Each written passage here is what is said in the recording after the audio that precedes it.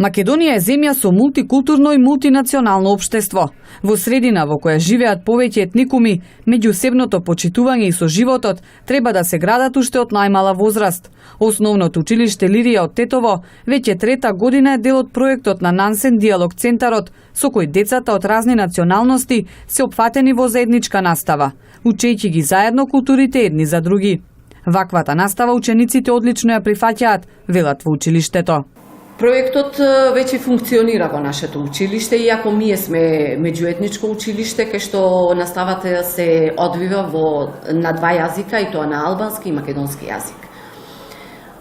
Иако соживотот ни е во многу високо ниво, во тој аспект, сепак со овој проект уште повеќе соживотот се гради меѓу децата од секоја возраст.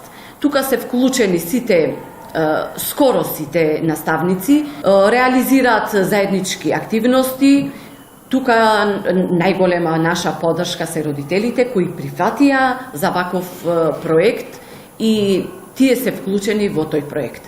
Имаме секакви активности, заеднички часови меѓу албански и македонски јазик и македонска настава, мислам, заеднички излети, посета на музеи и така натаму.